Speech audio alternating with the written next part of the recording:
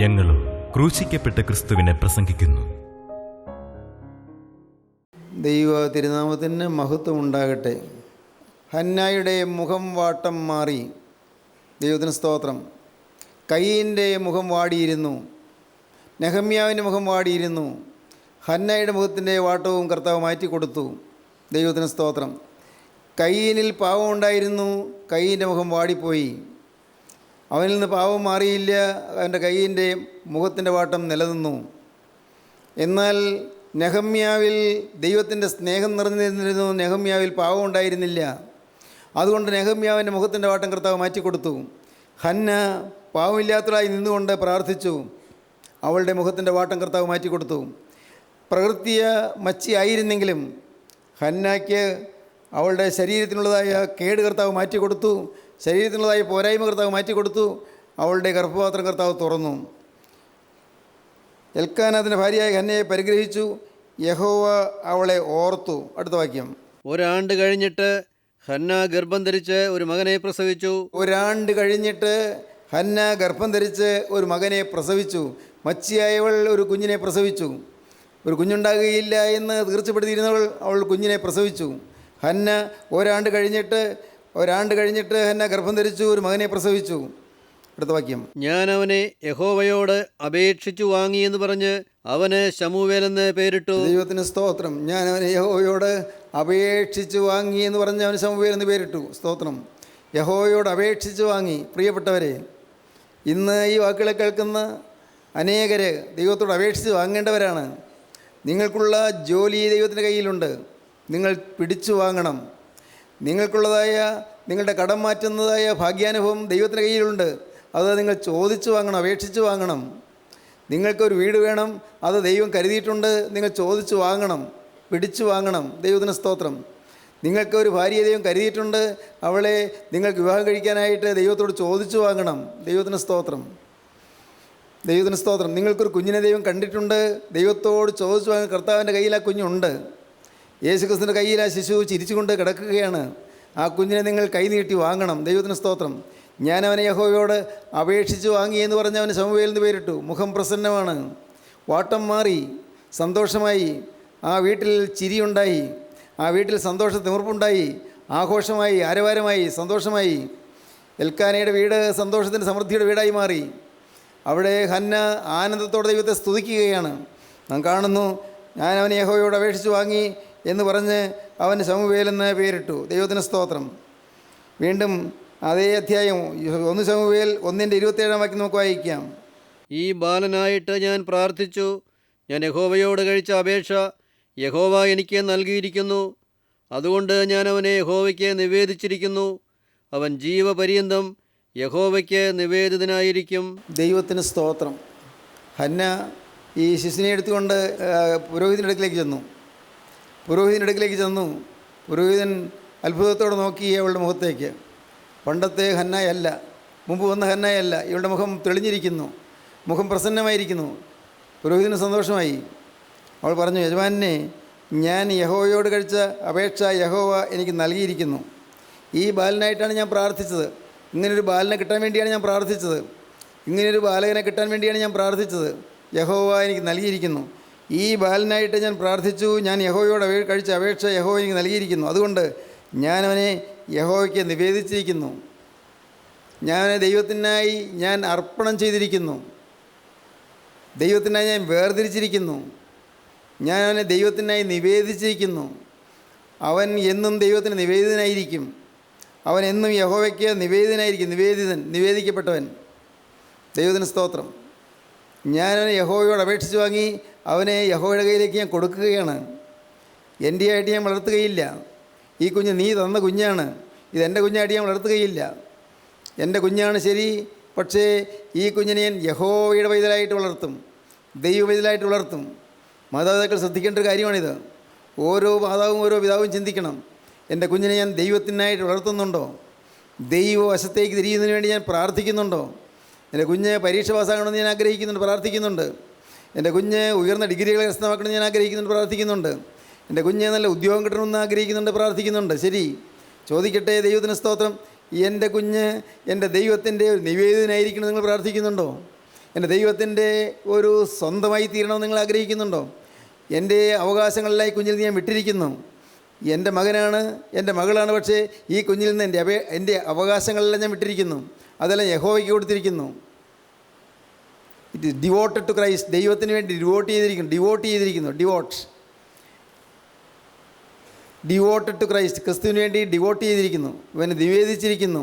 ഇവനെ ഞാൻ അർപ്പണം ചെയ്തിരിക്കുന്നു. ദൈവത്തിന് സ്തോത്രം. പ്രിയപ്പെട്ടവരെ, നമ്മൾ കുഞ്ഞുങ്ങളെ വളർത്തുമ്പോൾ നാം ശ്രദ്ധിക്കണം. കുഞ്ഞുങ്ങളെ വളർത്തുമ്പോൾ അവർക്ക് തെറ്റ് കാണുമ്പോൾ നാം അവരെ സ്നേഹത്തോടെ ശാസിക്കണം, സ്നേഹത്തോടെ ഉപദേശിക്കണം. ഞാൻ ഓർക്കുകയായിരുന്നു, ഈ സദൃശവാക്യങ്ങളുടെ പുസ്തകത്തിൽ പറയും, അപ്പനെ പരിഹസിക്കുകയും അമ്മയെ അനുസരിക്കാതിരിക്കുകയും ചെയ്യുന്ന ഒരു കണ്ണിനെ തോട്ടിലത്തെ കാക്കകൾ കൊത്തിപ്പറിക്കുകയും കഴിയും കുഞ്ഞുങ്ങൾ തിന്നുകയും ചെയ്യും. ദൈവത്തിന് സ്തോത്രം.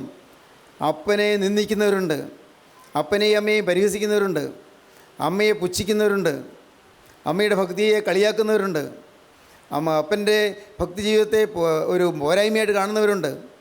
പ്രിയപ്പെട്ടവരെ, ഇതെല്ലാം ശാപകരമായ കാര്യങ്ങളാണ്. നിങ്ങളുടെ തലമേൽ ഭയങ്കരമായ ശാപങ്ങൾ വരുമെന്ന് നിങ്ങൾ അറിഞ്ഞുകൊള്ളുക. മാതാപിതാക്കളെ നിങ്ങൾ ബഹുമാനിച്ചു കൊള്ളുക. മാതാപിതാക്കളെ നിങ്ങൾ ആദരിച്ചു കൊള്ളുക. മാതാപിതാക്കളെ നിങ്ങളുടെ ജീവിതത്തിൽ ദൈവം കഴിഞ്ഞാൽ ഏറ്റവും അധികമായി നിങ്ങൾ ആദരിക്കുകയും നിങ്ങൾ പൂജിക്കുകയും ചെയ്യേണ്ടതാണ്. ദൈവത്തിന് സ്തോത്രം. അവരെ വിനയപൂർവ്വം നിങ്ങൾ അനുസരിക്കേണ്ടതാണ്. ഒരുപക്ഷെ നിങ്ങളുടെ വിദ്യാഭ്യാസം അവർക്കില്ലായിരിക്കും, നിങ്ങളുടെ അത്രയും വിദ്യാഭ്യാസം അപ്പനും അമ്മയ്ക്കും ഇല്ലായിരിക്കും, നിങ്ങളുടെ അത്രയും കഴിവില്ലായിരിക്കും, നിങ്ങൾക്കുള്ള ലോകപരിചയമൊന്നും അപ്പനും അമ്മയ്ക്കും ഉണ്ടായിന്ന് വരികയില്ല.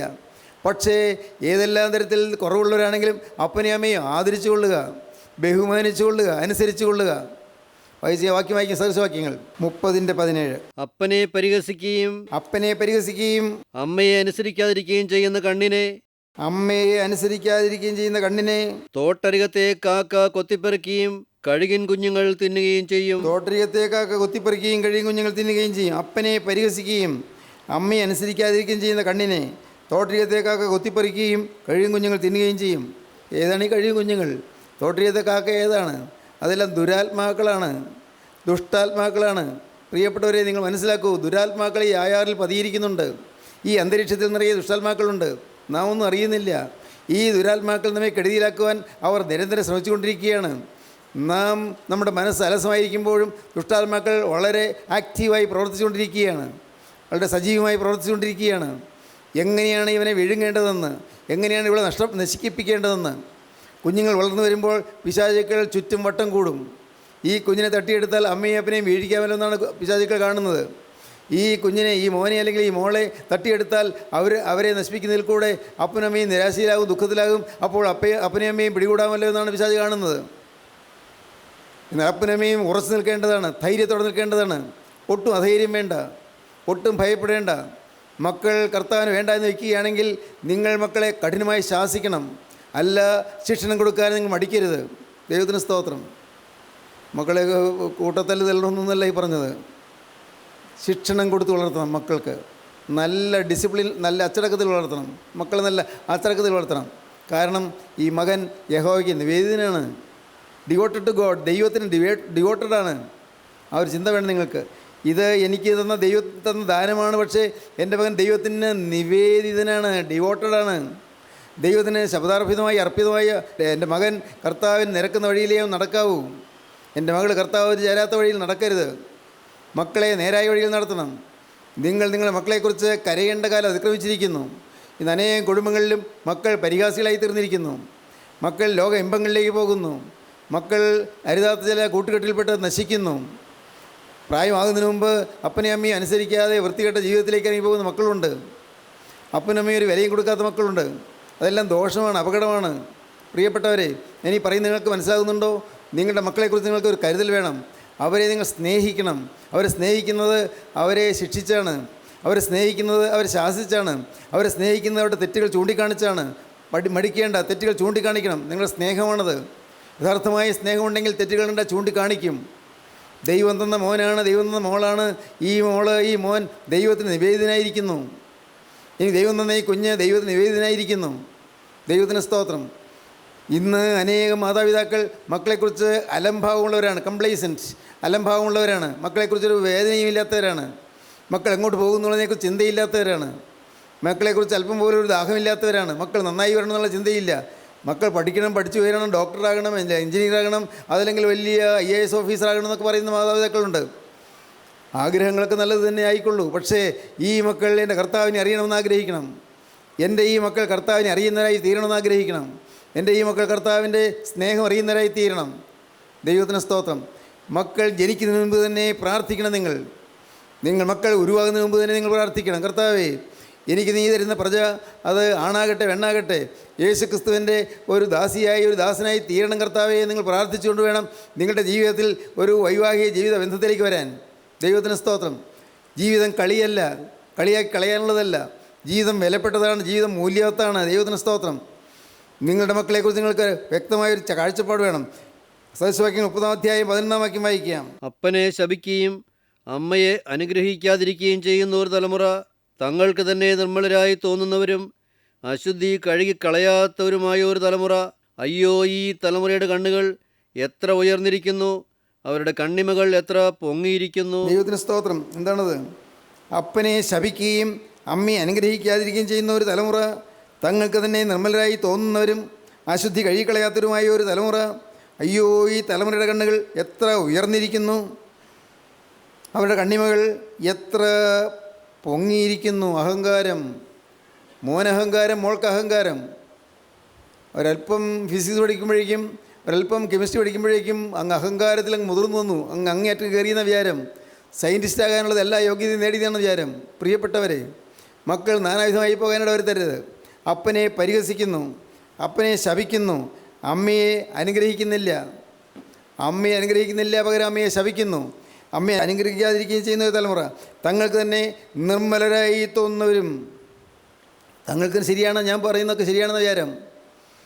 എൻ്റെ ജീവിതത്തിൽ ഞാൻ ഈ പറയുന്നതും കാണിക്കുന്നതെല്ലാം ശരിയാണെന്നാണ് ഈ പിള്ളേർ വിചാരിക്കുന്നത്. ദൈവത്തിന് സ്തോത്രം. പ്രിയപ്പെട്ടവരെ, നമ്മുടെ മക്കൾ എവിടെയെങ്കിലും ദൂരെ എവിടെയെങ്കിലും പഠിക്കുമ്പോൾ അവർ 2ാം വർഷം ആകുമ്പോഴേക്കും പിന്നെ വരുന്ന ഫസ്റ്റ് ഇയർ സ്റ്റുഡൻസിനെ റാഗ് ചെയ്യുന്നു. എന്തൊരു ശാപകരമായ കാര്യമാണിത്. പാവം എലിക്കുഞ്ഞു പോലെ വിറച്ചുകൊണ്ട് പാവം ഫസ്റ്റ് ഇയർ സ്റ്റുഡൻസിൽ നിന്ന് വിറയ്ക്കുന്നു, വിഷമിക്കുന്നു. അവരുടെ പുറത്ത് ബ്ലേഡ് കൊണ്ട് അവരുടെ പേരെഴുതുന്നു. എഴുതുന്നതിന് സുഖമല്ലേ, അവൻ്റെ ചെയ്തൊന്നുമില്ലല്ലോ. ബ്ലേഡ് കൊണ്ട് ഈ ഫസ്റ്റ് ഇയർ സ്റ്റുഡൻ്റെ പുറത്ത് പേരെഴുതുന്നു. ചോര പൊടിച്ച് വരുന്നു. പ്രിയപ്പെട്ടവരെ, അവനെക്കൊണ്ട് തീപ്പെട്ടിക്കോല് കൊണ്ട് ആ കോളേജിൻ്റെ ചുറ്റും എണ്ണാൻ പറയുന്നു. എത്ര തവണ എണ്ണിയെന്ന് തീപ്പെട്ടിക്കോല് കൊണ്ട് അളക്കണം. അതുകൊണ്ട് ഇരിക്കാൻ പറയുന്നു. ഇരിക്കാൻ കസേരയില്ല ഇരിക്കെന്നാണ് പറയുന്നത്. പാവം ഈ കൊച്ചൻ പേടിച്ച് വിറയ്ക്കുന്നു. എങ്ങനെ ഇരിക്കും?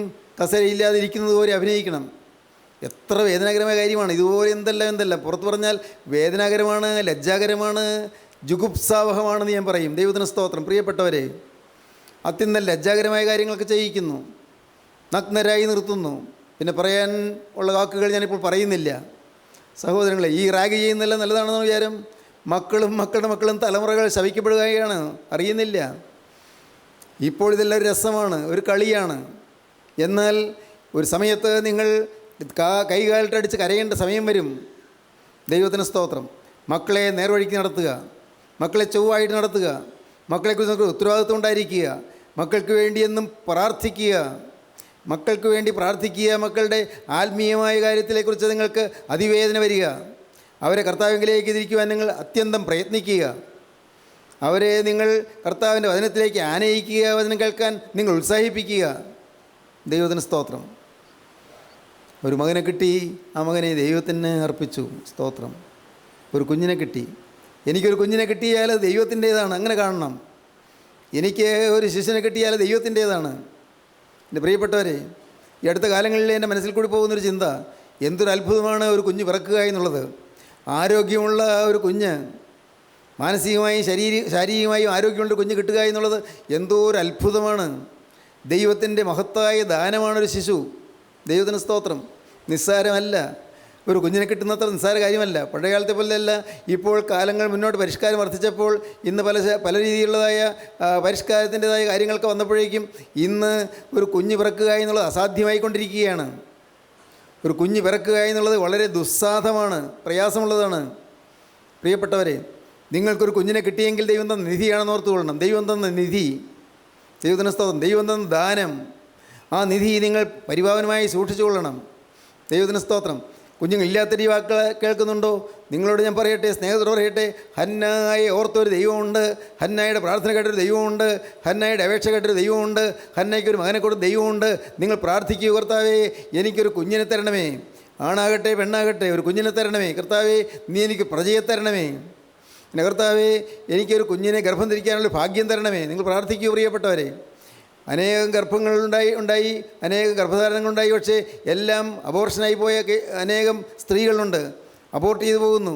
ഒരു കുഞ്ഞ് വയറിൽ ഉരുവായിട്ട് അതിനെ പുറത്ത് ആരോഗ്യമുള്ള കുഞ്ഞായി കിട്ടുന്നതിന് വലിയൊരു അത്ഭുതമാണ്.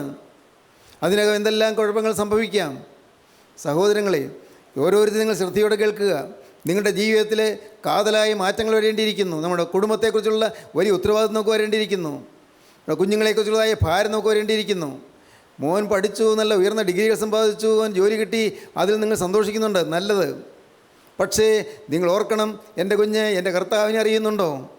എൻ്റെ കുഞ്ഞ് എൻ്റെ യേശുവിനെ അറിയുന്നുണ്ടോ? എൻ്റെ കുഞ്ഞ് എൻ്റെ യേശുവിനെ വിളിക്കുന്നുണ്ടോ? എൻ്റെ കുഞ്ഞ് യേശുവിൻ്റെ സന്നിധിയിലേക്ക് പ്രാർത്ഥനയുമായി വരുന്നുണ്ടോ? നിങ്ങൾ നോക്കണം, ചിന്തിക്കണം. ദൈവത്തിന് സ്തോത്രം. ഇവിടെ ഹന്ന ശമൂവേലിനെ ദൈവത്തിന് നേർന്നു. ദൈവത്തിന് സ്തോത്രം. 26 അവൾ അവനോട് പറഞ്ഞത്, യജമാനെ യജമാനാണ് യഹോവയോട് പ്രാർത്ഥിച്ചുകൊണ്ട് ഇവിടെ സമീപത്ത് നിന്നിരുന്ന സ്ത്രീ ഞാനാകുന്നു. ഈ ബാലനായിട്ട് ഞാൻ പ്രാർത്ഥിച്ചു. ഞാൻ യഹോവയോട് കഴിച്ച അപേക്ഷ യഹോവ എനിക്ക് നൽകിയിരിക്കുന്നു. അതുകൊണ്ട് ഞാൻ അവനെ യഹോവയ്ക്ക് നിവേദിച്ചിരിക്കുന്നു. അവൻ ജീവപര്യന്തം യഹോവയ്ക്ക് നിവേദിതനായിരിക്കും. അവർ അവിടെ യഹോവയെ നമസ്കരിച്ചു. ദേവാലയത്തിലേക്ക് ചെന്നു. കുഞ്ഞിനെയും കരത്തിലേന്തിക്കൊണ്ട് ദേവാലയത്തിലേക്ക് ചെന്നു. ദേവാലയത്തിൽ ചെന്ന് ഏലിയുടെ അടുക്കൽ കൊണ്ടുചെന്ന് അവൾ അവനോട് പറഞ്ഞു, യജമാനാണ് ഞാൻ ആണയിട്ട് പറയുന്നു, യഹോവയോട് പ്രാർത്ഥിച്ചുകൊണ്ട് ഇവിടെ സമീപത്ത് നിന്നിരുന്ന സ്ത്രീ ഞാനാകുന്നു. അന്നൊരിക്കൽ ഏതാണ്ട് 1 വർഷം മുൻപ് ഇവിടെ ദേവാലയത്തിൽ വന്ന് ഞാൻ കരഞ്ഞുകൊണ്ട് നിന്നിരുന്നത് അങ്ങ് ഓർക്കുന്നുണ്ടോ? ആ സ്ത്രീ ഞാനാകുന്നു. ഈ ബാലനായിട്ട് ഞാൻ പ്രാർത്ഥിച്ചു. ഇങ്ങനൊരു കുട്ടിയെ കിട്ടുവാനായിട്ട്, ഒരു ബാലനെ കിട്ടുവാനായിട്ട് ഞാൻ പ്രാർത്ഥിച്ചു. ഞാൻ യഹോവയോട് കഴിച്ച അപേക്ഷ യഹോവ എനിക്ക് നൽകിയിരിക്കുന്നു. സ്തോത്രം. അതൊരു സത്യസാക്ഷ്യമാണ്. ഞാൻ യഹോവയോട് കഴിച്ച അപേക്ഷ യഹോവ എനിക്ക് നൽകിയിരിക്കുന്നു. സ്തോത്രം. അതുകൊണ്ട് ഞാൻ അവനെ യഹോവയ്ക്ക് നിവേദിച്ചിരിക്കുന്നു. അതുകൊണ്ട് ഞാൻ അവനെ ദൈവത്തിന് കൊടുത്തിരിക്കുന്നു. ദൈവം തന്ന ദാനമാണ്, ദൈവത്തിന് കൊടുത്തിരിക്കുന്നു. എൻ്റെ പ്രിയപ്പെട്ടവരെ, ദൈവത്തിന് സ്തോത്രം. നമുക്ക് ദൈവം എന്തെങ്കിലും തന്നിട്ടുണ്ടോ? കുഞ്ഞുങ്ങളെ തന്നു, ശരി. അല്ല വേറെ എന്തെങ്കിലും തന്നിട്ടുണ്ടോ? നമുക്ക് ആരോഗ്യം തന്നു, ശരി. ഈ ആരോഗ്യം ദൈവത്തിന് വേണ്ടി ചെലവഴിക്കാനുള്ളതാണ്. നമുക്ക് ആയുസ് നീട്ടി തന്നു, ശരി. ഈ ആയുസ് ദൈവത്തിന് വേണ്ടി ചെലവഴിക്കാനുള്ളതാണ്. നമുക്ക് പൈസ കയ്യിൽ തന്നു, ശരി. ആ പൈസ എൻ്റെയല്ല, എൻ്റെ യേശുവിൻ്റേതാണ്. അത് യേശുവിനോട് ഞാൻ ചോദിച്ച് കർത്താവ് പ്രസാദിക്കുന്ന പോലെ ചെലവഴിക്കാനുള്ളതാണ്. അല്ലാതെ എനിക്ക് ചെലവഴിക്കാൻ എനിക്ക് അവകാശമില്ല. ദൈവത്തിന് സ്തോത്രം. ഞാനൊരു 10 പൈസ ചെലവഴിക്കുന്നെങ്കിൽ എൻ്റെ ദൈവം പ്രസാദിക്കണം. ഇതായിരിക്കണം നമ്മുടെ സമർപ്പണം, ഇതായിരിക്കണം നമ്മുടെ തീരുമാനം. ഞാൻ ഒരു 10 രൂപ ഏതെങ്കിലും കാര്യത്തിൽ ചെലവഴിക്കുമ്പോൾ എൻ്റെ ദൈവത്തോട് ചോദിക്കണം, കർത്താവേ, നീ പ്രസാദിക്കുന്നത് പോലെ മാത്രമേ ഞാൻ ചെലവഴിക്കുകയുള്ളൂ. നിൻ്റേതാണ് രൂപ. നീ എന്നെ അത് ഭരിക്കാൻ ഏൽപ്പിച്ചിരിക്കുന്നത്, സൂക്ഷിക്കാൻ ഏൽപ്പിച്ചിരിക്കുന്നത് മാത്രമേ ഉള്ളൂ. എന്നെ ഈ രൂപ സൂക്ഷിപ്പാൻ നീ ഏൽപ്പിച്ചിരിക്കുന്നു, അത് നിൻ്റെയാണ്. എൻ്റെ വീട് എൻ്റെയല്ല, അത് നിൻ്റെയാണ്. നിനക്കും നിൻ്റെ മക്കൾക്കും വന്ന് ഇഷ്ടം പോലെ ജീവിക്കാനുള്ള വീടാണ്, ഇതെൻ്റെയല്ല. സ്തോത്രം. ഇതാണ് നമ്മുടെ സമർപ്പണം. ഇങ്ങനെ സമർപ്പിക്കാൻ സാധിക്കണം. കർത്താവേ, എൻ്റേതെന്ന് ഞാൻ കരുതുന്നതെല്ലാം ഇനി എൻ്റെയല്ല, നിൻ്റേതാണ്. ഞാനിതാ ഇത് നിനക്ക് തന്നിരിക്കുന്നു. ഞാൻ സ്വമനസ്സാലെ തന്നിരിക്കുന്നു. ഒരു വലിയ അത്ഭുത സംഭവം പോലെ ഞാൻ തന്നിരിക്കുന്നു. കർത്താവേ, ഒരു അപൂർവ സംഭവം പോലെ ഞാൻ ഇതാ തന്നിരിക്കുന്നു, നിൻ്റെ കയ്യിലേക്ക് തന്നിരിക്കുകയാണ്. നമുക്ക് എന്തെല്ലാം ഉണ്ടോ എല്ലാം ദൈവത്തിന് കൊടുക്കൂ പ്രിയപ്പെട്ടവരെ. അതുകൊണ്ട് നിങ്ങൾ രൂപ കൊടുക്കാനുള്ള കാര്യമല്ല പറഞ്ഞത്, കൊടുക്കാം. ഈ രൂപ മുഴുവൻ എൻ്റെയല്ല, മുഴുവൻ യേശുവിൻ്റേതാണ്. കർത്താവ് തന്നിട്ടാണ് ഇതെൻ്റെ കയ്യിൽ വന്നത്. ദൈവത്തിന് സ്തോത്രം. ഉടയമ്പരാൻ തന്നിട്ടാണ് ഇതിൻ്റെ കയ്യിൽ വന്നത്. ദൈവത്തിന് സ്തോത്രം. ഇത് സൂക്ഷിക്കാൻ എനിക്ക് യോഗ്യതയില്ല എന്ന് കർത്താവ് കാണുമ്പോൾ ഇത് കർത്താവ് തിരികെ എടുത്തു കളയും. ഇത് സംരക്ഷിക്കാൻ എനിക്ക് യോഗ്യതയില്ല എന്ന് കർത്താവ് കാണുമ്പോൾ ഈ രൂപ എൻ്റെ കയ്യിൽ നിന്ന് കർത്താവ് മാറ്റിക്കളയും. ദൈവത്തിന് സ്തോത്രം. എൻ്റെ പ്രിയപ്പെട്ടവരെ, നിങ്ങൾക്ക് മനസ്സിലാകുന്നുണ്ടോ? നിങ്ങളുടെ ജീവിതത്തിൽ നിങ്ങൾക്ക് ഉള്ളത് എന്തെല്ലാം ഉണ്ടോ എല്ലാം ദൈവത്തിൻ്റേതെന്ന് നിങ്ങൾ കാണുക. ദൈവത്തിൻ്റേത്. എൻ്റേത് ഒന്നുമില്ല, എല്ലാം ദൈവമേ നിൻ്റേത്. എല്ലാം നിൻ്റെ മഹത്വത്തിനായിട്ട് ഞാൻ ചെലവഴിക്കും. നിൻ്റെ മഹത്വത്തിനായിട്ട് കർത്താവേ, നിൻ്റെ മക്കളുടെ സൗകര്യത്തിനായിട്ട്, അവരുടെ അനുഗ്രഹത്തിനായിട്ട് ഞാൻ ചെലവഴിക്കും. ദൈവത്തിന് സ്തോത്രം. കർത്താവേ, നിൻ്റെ മക്കൾക്ക് വേണ്ടി, നിന്നെ സ്നേഹിക്കുന്നവർക്ക് വേണ്ടി ഇത് ഞാൻ ചെലവഴിക്കാൻ ഞാൻ തയ്യാറാണ്. കർത്താവേ, അത് നീ പറയുന്ന പോലെ ഞാൻ ചെലവഴിക്കും. നീ കാണിച്ചു തരുന്ന പോലെ ഞാൻ ചെലവഴിക്കും. അവിടെ മതഭേദം കൂടാതെ ഞാൻ ചെലവഴിക്കും. സമുദായ ഭേദം കൂടാതെ ഞാൻ ചെലവഴിക്കും. സഭാഭേദം കൂടാതെ ഞാൻ ചെലവഴിക്കും. മതമേതാണ് ഞാൻ നോക്കുകയില്ല. വരുന്ന ഏത് ജാതിക്കാരനാണ് നോക്കുകയില്ല. കർത്താവെ, വേദനിച്ചൊരുവൻ വരികയാണോ, അത്യാവശ്യക്കാരനായൊരു വരികയാണോ, കർത്താവെ, ഞാൻ നിന്നോട് ചോദിച്ചിട്ട് ഞാൻ എടുത്തു കൊടുക്കും. ദൈവത്തിന് സ്തോത്രം. പ്രിയപ്പെട്ടവരെ, തീരുമാനങ്ങൾ എങ്ങനെയൊക്കെയല്ലേ വരേണ്ടത്? ഇങ്ങനെയെല്ലാം തീരുമാനം വരണം. ദൈവത്തിന് സ്തോത്രം. നമ്മുടെ കയ്യിൽ 10 പൈസ വരുന്നത് ദൈവം പ്രസാദിക്കാതെ വരരുത്. നമ്മുടെ കയ്യിൽ നിന്ന് 10 പൈസ ചെലവഴിക്കുന്നത് ദൈവം പ്രസാദിക്കാതെ ചെലവഴിക്കരുത്. ദൈവം പ്രസാദിക്കുന്ന ഒരു ജീവിതം, ദൈവം പ്രസാദിക്കുന്ന ഒരു അനുഗ്രഹകരമായൊരു ജീവിതം, അതാണ് നമുക്ക് വേണ്ടത്. ഹന്ന ദൈവത്തെ സ്തുതിച്ചുകൊണ്ട് പറഞ്ഞു, ഞാൻ അവനെ യഹോവയ്ക്ക് നിവേദിച്ചിരിക്കുന്നു, അവൻ ജീവപര്യന്തം യഹോവയ്ക്ക് നിവേദിതനായിരിക്കും. സ്തോത്രം. അനന്തരം ഹന്ന പ്രാർത്ഥിച്ചു പറഞ്ഞു. 2-ാം അധ്യായം ദൈവം കൃപ ചെയ്താൽ നമുക്ക് മറ്റൊരവസരത്തിൽ ചിന്തിക്കാം. ദൈവത്തിന് സ്തോത്രം. ഹന്ന പ്രാർത്ഥിച്ച് പറഞ്ഞ ആ പ്രാർത്ഥന പുതിയ നിയമത്തിലെ കന്യമറിയാവും പറയുന്ന ആ പ്രാർത്ഥന പോലെ വളരെ മനോഹരമായൊരു പ്രാർത്ഥനയാണ്. രണ്ടും ഏതാണ്ട് തുല്യമായ പ്രാർത്ഥനയാണ്, ഏതാണ്ട് ഒരുപോലുള്ള പ്രാർത്ഥനയാണ്. ലൂക്കോസിന് ശേഷം 1-ാം അധ്യായത്തിൽ കന്യമാതാവ് പറയുന്ന പ്രാർത്ഥന പോലെ, ഇതാ എൻ്റെ ഉള്ള യഹോവയിൽ ആനന്ദിക്കുന്നു പറയുന്നതായ പ്രാർത്ഥന പോലെ അതുപോലുള്ളതായ ഒരു പ്രാർത്ഥന നമ്മുടെ ജീവിതത്തിൽ വരേണ്ടതിന് ഹന്നായി അതിന് ഉദാഹരണം കാണിച്ചിരിക്കുന്നു. നമുക്ക് ഹന്നായുടെ ആ പ്രാർത്ഥന പിന്നീട് നമുക്ക് പഠിക്കാം. ദൈവത്തിന് സ്തോത്രം. കർത്താവ് കൃപ ചെയ്യട്ടെ. എൻ്റെ സഹോദരങ്ങളെ, നിങ്ങൾ ജീവിതം ക്രിസ്തുവിൻ്റെ കരങ്ങളിലേക്ക് കൊടുക്കുക. നമുക്ക് വേണ്ടി കുരിശിൽ പടഞ്ഞ് മരിച്ച കർത്താവായ യേശു ക്രിസ്തു, നമുക്ക് വേണ്ടി കുറ്റമില്ലാത്ത രക്തം ചിന്തിയ കർത്താവായ യേശു ക്രിസ്തു ഇത് നമ്മുടെ അരികത്ത് നിന്ന് കൈ നീട്ടുന്നു. സ്തോത്രം. മകനെ, നിൻ്റെ ഹൃദയം എനിക്ക് തരിക. എൻ്റെ മകളെ, നിൻ്റെ ഹൃദയം എനിക്ക് തരിക. കർത്താവ് ചോദിക്കുന്നുള്ളൂ, വേറെ ഒന്നും ചോദിക്കുന്നില്ല. നിങ്ങൾ രൂപ കാണിക്കണമെന്ന് കർത്താവ് പറയുന്നില്ല. നിങ്ങൾ സംഭാവന കൊടുക്കണമെന്ന് കർത്താവ് പറയുന്നില്ല. നിങ്ങളെന്ത് ചെയ്യണമെന്നൊന്നും കർത്താവ് പറയുന്നില്ല. നിങ്ങൾക്കിഷ്ടം പോലെ ചെയ്യാം, നിങ്ങൾക്കിഷ്ടം പോലെ ചിലവഴിക്കാം. ഒന്നിലും കർത്താവ് കരം വയ്ക്കുന്നില്ല, കർത്താവ് നിയന്ത്രിക്കുന്നില്ല. പക്ഷേ ദൈവഹിതപ്രകാരമാണോ എന്ന് നിങ്ങൾ സ്വയം ശോധന ചെയ്യണം. ചെലവഴിക്കുന്നതും വരവുണ്ടാകുന്നതെല്ലാം ദൈവഹിതമാണോ എന്ന് നിങ്ങൾ സ്വയം ചിന്തിക്കണം, തന്നെ ചിന്തിക്കണം. അല്ലെങ്കിൽ നിങ്ങൾ ചിന്തിക്കേണ്ട ഒരു സമയം വരും, പിന്നെ തിരുത്താൻ ഒക്കുകയില്ല. അവസാന നാളിൽ, കണക്ക് തീർക്കുന്ന നാളിൽ വന്ന് യജമാനൻ കണക്ക് നോക്കുമ്പോൾ അപ്പോൾ നീ കുറ്റവാളിയായി തീരാതിരിക്കണമെങ്കിൽ ഇപ്പോൾ നിൻ്റെ കയ്യിൽ വരുന്ന പൈസകളെല്ലാം നീ എങ്ങനെ ചെലവഴിക്കണമെന്ന് നീ തന്നെ ദൈവത്തോട് ചോദിച്ച് മനസ്സിലാക്കി അതുപോലെ പ്രവർത്തിച്ചു കൊള്ളണം. ദൈവത്തിന് സ്തോത്രം.